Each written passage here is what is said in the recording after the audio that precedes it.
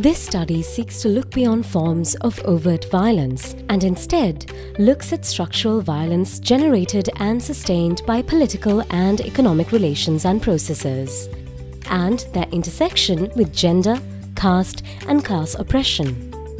For this purpose, the study examines these phenomena through a case study of women beedi rollers in Vettikadu.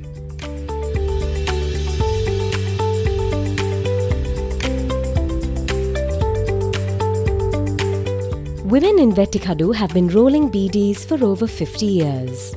The system of subcontracting and working outside the formal system within the confines of their homes allows the company to escape from its obligations such as minimum wages, welfare benefits, insurance, pensions, and prevents collective bargaining.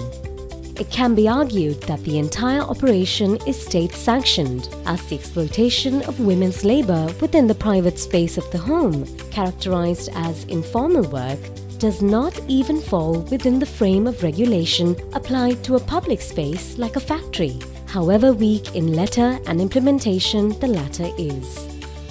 Extensive documentation from India provides evidence of the many health hazards associated with the sedentary positions of work and the constant exposure to tobacco, which can lead to high incidence of tuberculosis, mycosis, cancer, skin problems, and other complaints. Continuous beedi rolling leads to the absorption of high doses of nicotine directly through the skin, and the risk is even more prominent in the case of children, since most of the rolling is carried out in homes in close proximity to where children live, eat, and sleep. Despite these identified health hazards, workers are not even given protective masks and gloves by the company or the middlemen. Though some workers see the value of covering their noses and mouths with a piece of cloth, they choose not to do so because it causes discomfort.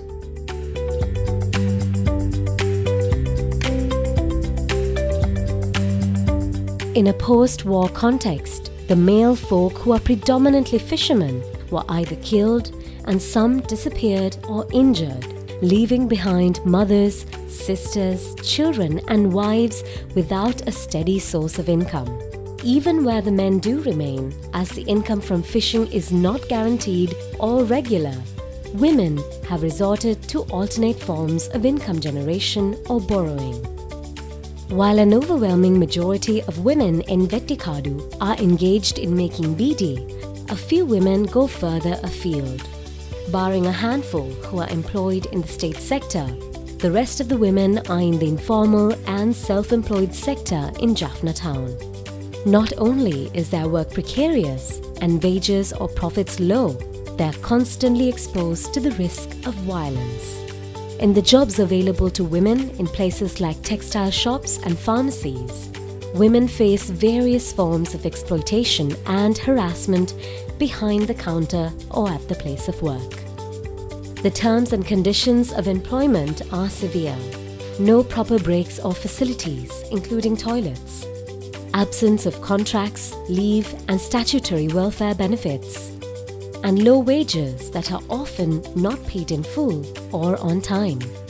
The women workers also said that they are generally paid much less than their male counterparts.